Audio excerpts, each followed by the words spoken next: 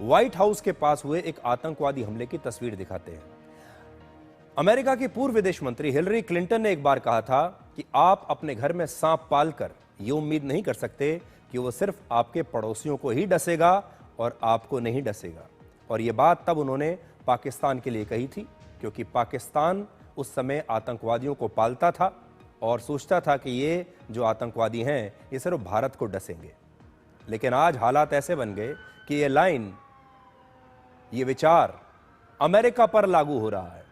America ने अफगानिस्तान के जिन लोगों को, जिन सैनिकों को खुद मिलिट्री ट्रेनिंग दी थी, अब वही लोग अमेरिका में आकर अमेरिका पर हमला कर रहे हैं।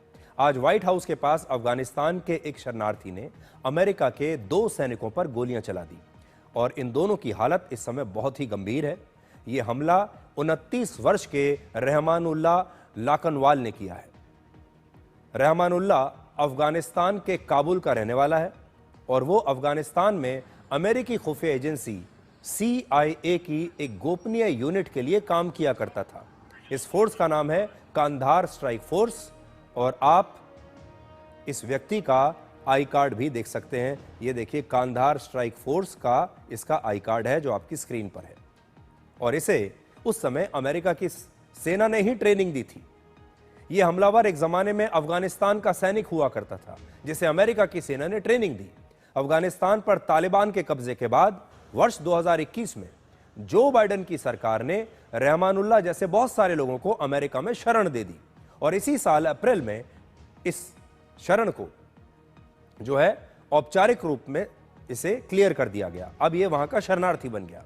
अब सोचिए, अमेरिका की सरकार जिस आदमी को लेकर आई, जिस पर भरोसा किया, जिसे अपने यहां उन्होंने शरणार्थी का दर्जा दे दिया, अब वही आदमी उनके लिए घातक साबित हो रहा है, वही आदमी उन पर हमला कर रहा है।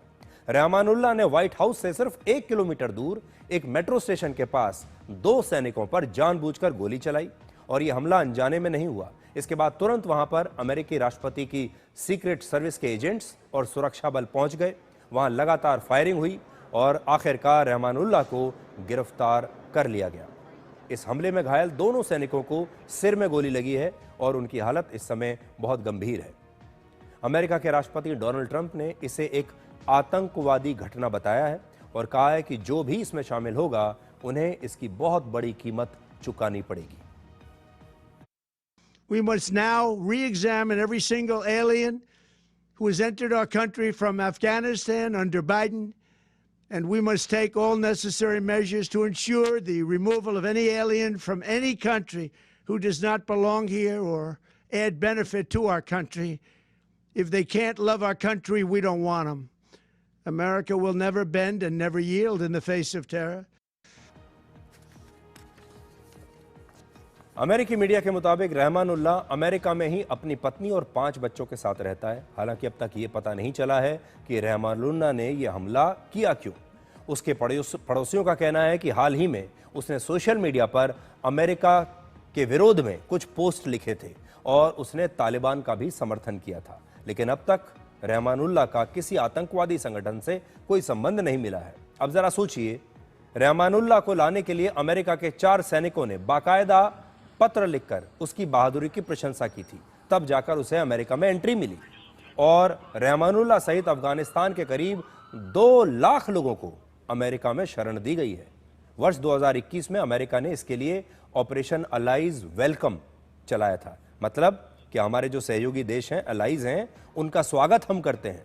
अपने सहयोगियों का स्वागत करने का ऑपरेशन, ये इसका मतलब है। और अफगानिस्तान के इन लोगों ने तालिबान के खिलाफ अमेरिका की तब मदद की थी और अफगानिस्तान में इनकी जान को इसलिए खतरा हो गया था। जब तालिबान अफगानिस्तान पर कब्जा करने की कोशिश कर रहा था तो ये लोग अमेरिका की तरफ से तालिबान से लड़ रहे थे, अमेरिका की मदद कर रहे थे। लेकिन तालिबान जीत गया, तालिबान का कब्जा अफगानिस्तान पर हो गया, इनकी जान खतरे में आ गई और अमेरिका ने इन्हें अपने देश में ले लिया। लेकिन आज के हमले के बाद अफगानिस्तान के नागरिकों के लिए अमेरिका में एंट्री पर अब एक रोक लगा दी गई है, यानी अब अफगानिस्तान के किसी भी नागरिक को अमेरिका में एंट्री नहीं मिलेगी। अमेरिका के बाद अब आपको हांगकांग में लगी एक जबरदस्त आग दिखाते हैं। हांगकांग के एक रेजिडेंशियल कॉम्प्लेक्स में लगी आग से 75 लोगों की